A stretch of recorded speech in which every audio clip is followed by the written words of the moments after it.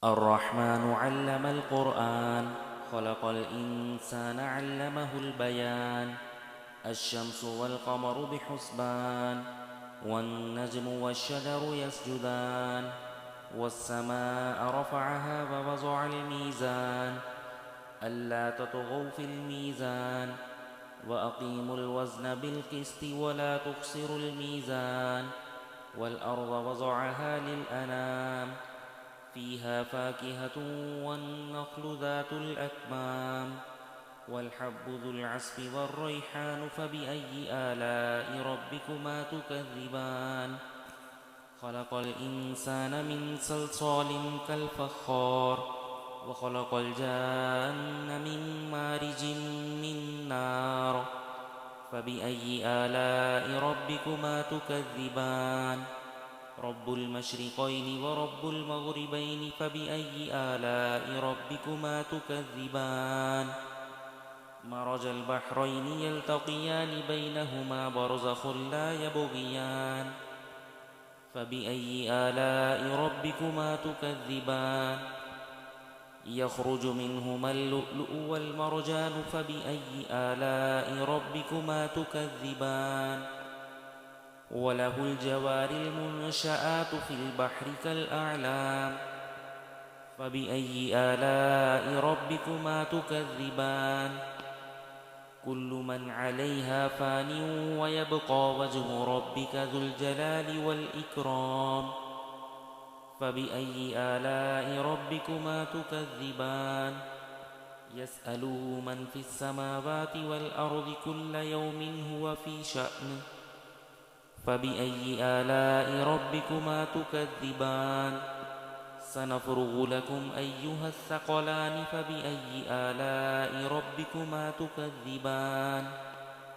يا معشر الجن والإنس إن استطعتم أن تنفذوا من أقطار السماوات والأرض فانفذوا، لا تنفذون إلا بسلطان. فبأي آلاء ربكما تكذبان؟ يرسل عليكما شواظ من نار ونحاس فلا تنتصران. فبأي آلاء ربكما تكذبان؟ فإذا انشقت السماء فكانت وردة كالدهان. فبأي آلاء ربكما تكذبان؟ فيومئذ لا يسأل عن ذنبه إنس ولا جان. فبأي آلاء ربكما تكذبان؟ يعرف المجرمون بسيماهم فيؤخذ بالنواصي والأقدام. فبأي آلاء ربكما تكذبان؟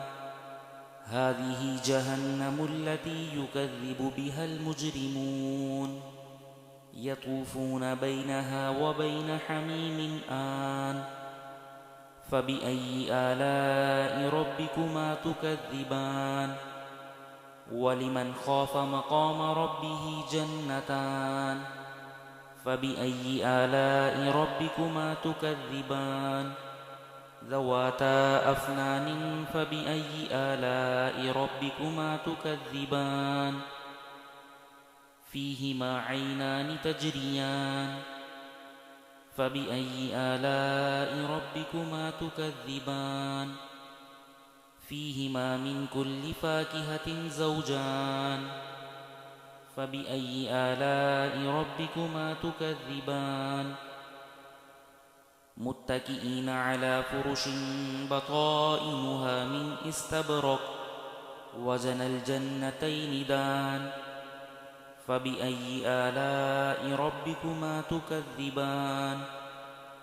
فيهن قاصرات الطرف لم يطمثهن إنس قبلهم ولا جان. فبأي آلاء ربكما تكذبان؟ كأنهن الياقوت والمرجان. فبأي آلاء ربكما تكذبان؟ هل جزاء الإحسان إلا الإحسان؟ فبأي آلاء ربكما تكذبان ومن دونهما جنتان فبأي آلاء ربكما تكذبان مدهامتان فبأي آلاء ربكما تكذبان فيهما عينان نضاختان فبأي آلاء ربكما تكذبان فيهما فاكهة ونخل ورمان فبأي آلاء ربكما تكذبان فيهن خيرات حسان فبأي آلاء ربكما تكذبان حور مقصورات في الخيام فبأي آلاء ربكما تكذبان لم يطمثهن إنس قبلهم ولا جان فبأي آلاء ربكما تكذبان متكئين على رفرف خضر وعبقري حسان فبأي آلاء ربكما تكذبان تبارك اسم ربك ذي الجلال والإكرام